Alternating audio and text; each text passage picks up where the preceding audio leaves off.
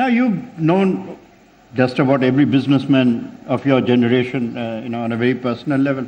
Does money make you arrogant? It can, it can. But I have evaded that telephone number. I have not dialed it.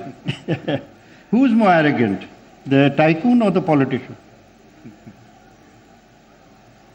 What do you want me to say now? Both are equally, because they both rely on each other.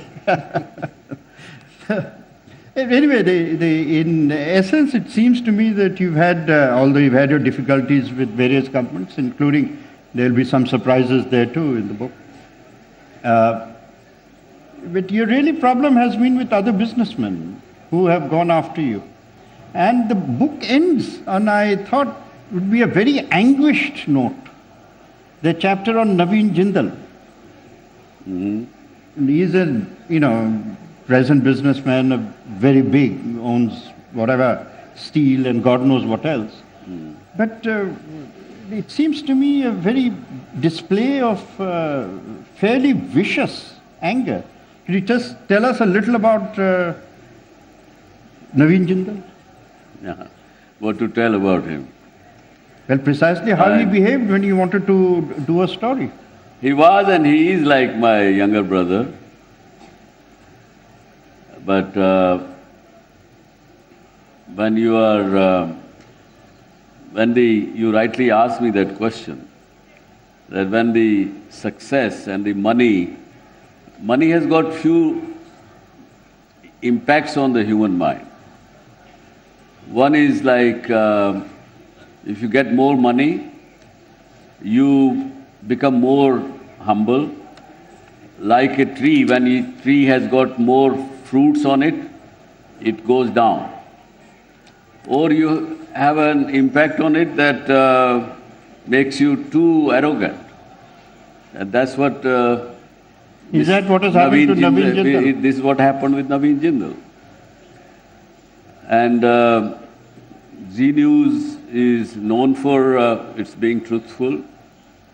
They reported, like everybody else reported, the scam in the coal, which has brought, God knows, I guess more than 700,000 crores to the government of India and to the state government. Just, I would say that single-handedly Zee News can take credit of it.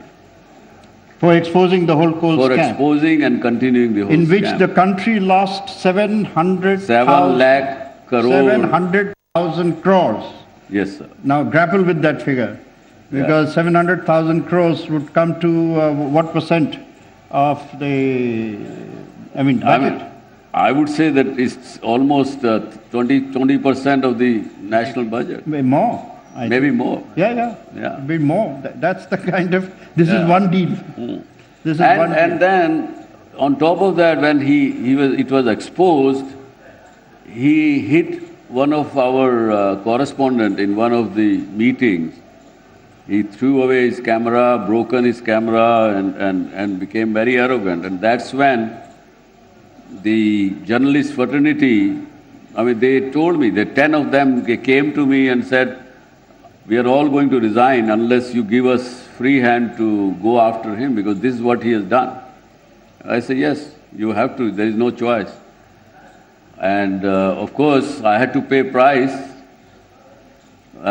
because for the first time in 48 years of my business career, he filed a FIR, and which was lodged, which was received by the Delhi police, obviously under the political influence of that time. FIR was lodged on 2nd October in the night, on a holiday at the night at 11:30 p.m. without any inquiry, without anything. So that's the price you have to pay. What happened? Nothing, because... at the 11:30 when the police came, did they want to arrest you? No.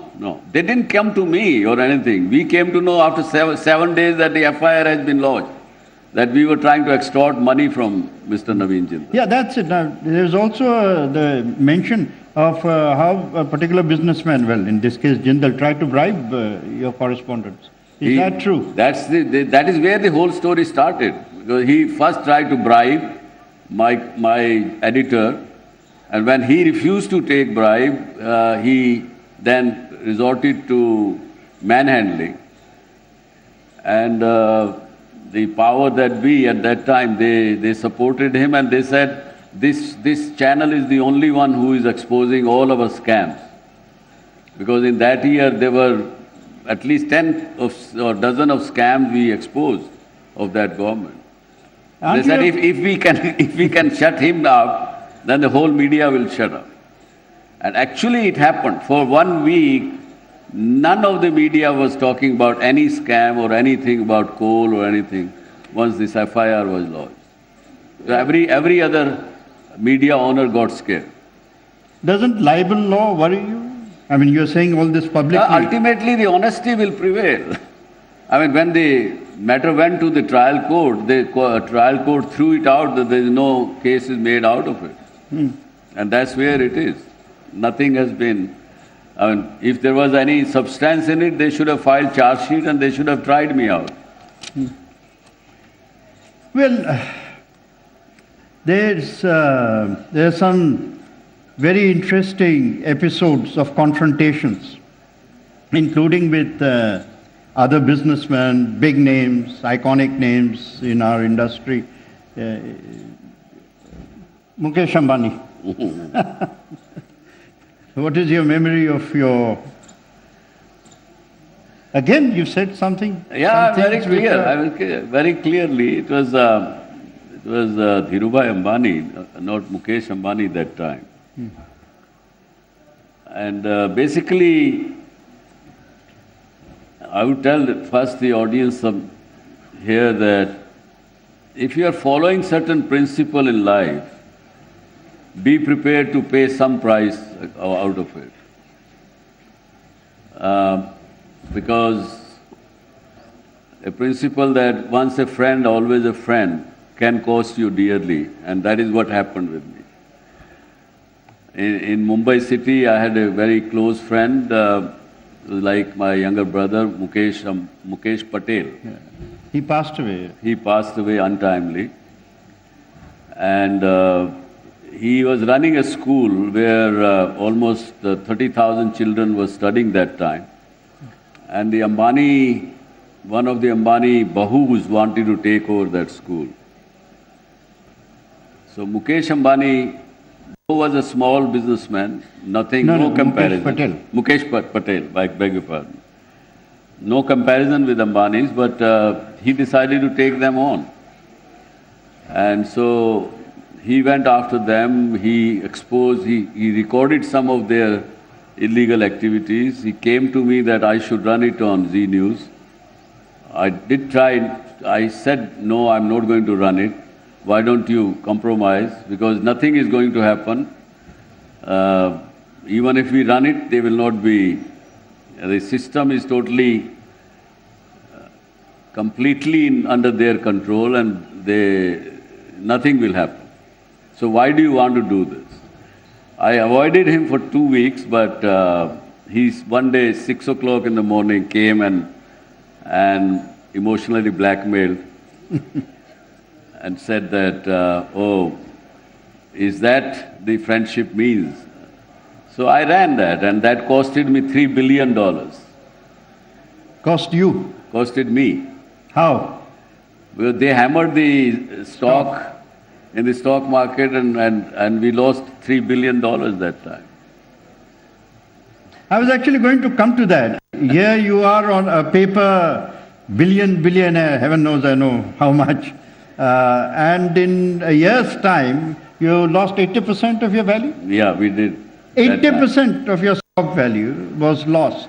Combination, perhaps there might be combination of the other market reality also. See. So how do you feel when you lose 80% of your...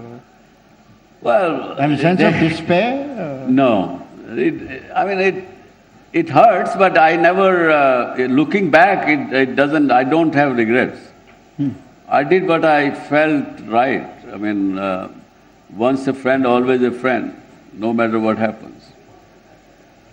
All right, those of you who aren't friend of Subhash Chandra, please send in your applications.